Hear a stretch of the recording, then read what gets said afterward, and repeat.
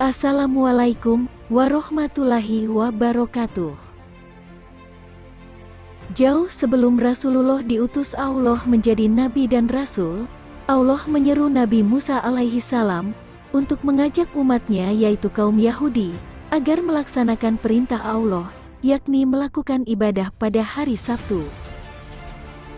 Sesungguhnya diwajibkan menghormati hari Sabtu atas orang-orang Yahudi yang berselisih padanya. Quran Surah An-Nahl 124. Lantas, mengapa Allah mengharamkan mereka menangkap ikan pada hari Sabtu? Dan, ganjaran apa yang Allah berikan untuk yang melanggarnya? Simak videonya sampai selesai, agar tidak salah faham.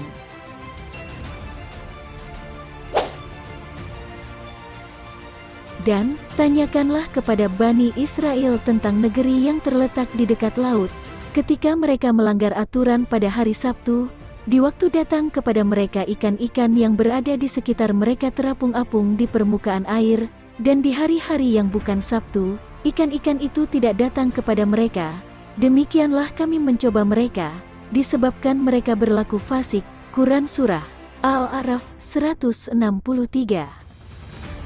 Dalam ayat ini, Allah memerintahkan nabinya menanyai orang-orang Yahudi di Madinah tentang saudara-saudara mereka yang dahulu menyelisihi perintah Allah, sehingga mereka diterpa azab tiba-tiba karena perbuatan dan tipu muslihat mereka dalam menyelisihi, serta mentahzir mereka agar jangan menyembunyikan sifat-sifat mereka yang tercantum dalam kitab mereka, agar mereka tidak terkena.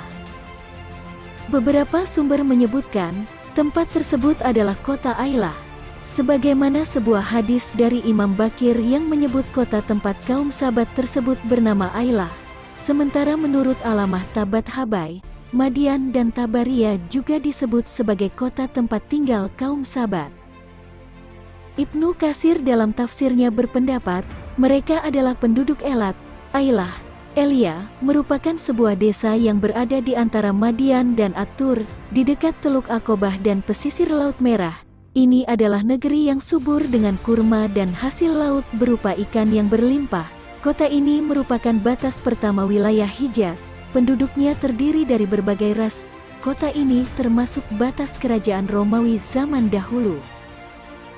Dahulu, Allah memerintahkan mereka mencurahkan tenaga, pikiran dan waktu untuk hari Jumat, tapi mereka mengatakan, kami akan berusaha untuk hari Sabtu, karena Allah selesai mencipta pada hari Sabtu. Akhirnya ditetapkanlah bagi mereka hari Sabtu. Konon, mereka masih berpegang dengan ajaran Taurat dalam menghormati hari Sabtu di masa itu. Waktu itu, mereka diharamkan melakukan usaha dalam bentuk apapun.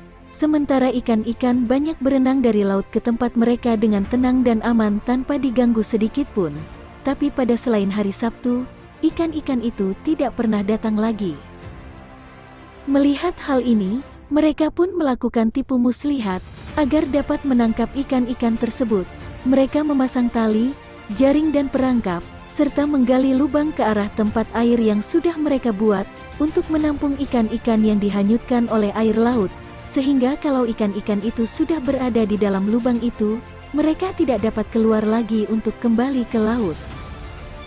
Mereka pun memasangnya pada hari Jumat.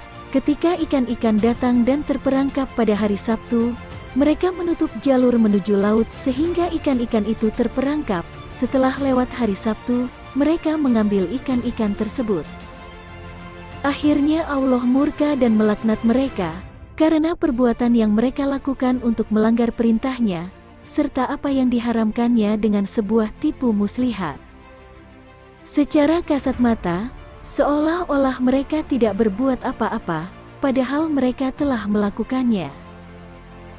Allah berfirman mengisahkan kejadian tersebut, dan tanyakanlah kepada mereka, yakni Bani Israel, tentang negeri yang terletak di dekat laut di tepi pantai, tentang pelanggaran yang mereka lakukan, serta hukuman Allah yang ditimpakan atas mereka, ketika mereka melanggar aturan pada hari Sabtu, padahal Allah telah memerintahkan mereka agar mengagungkan dan menghormati hari tersebut, dan jangan berburu apapun juga.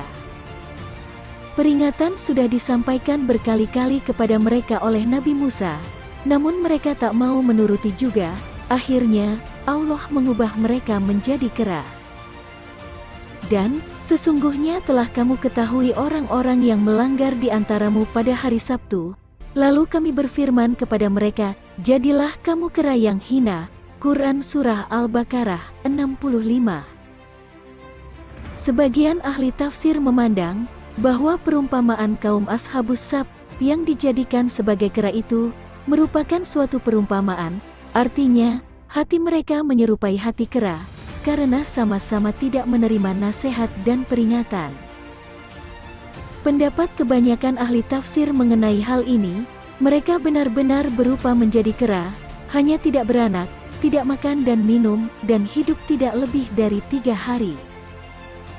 Hai orang-orang yang telah diberi Alkitab, berimanlah kamu kepada apa yang telah kami turunkan, Al-Quran, yang membenarkan kitab yang ada pada kamu sebelum kami mengubah mukamu, lalu kami putar ke belakang atau kami kutuki mereka, sebagaimana kami telah mengutuki orang-orang yang berbuat maksiat pada hari Sabtu, dan ketetapan Allah pasti berlaku. Quran Surah An-Nisa 47. Wallahu a'lam bishawab.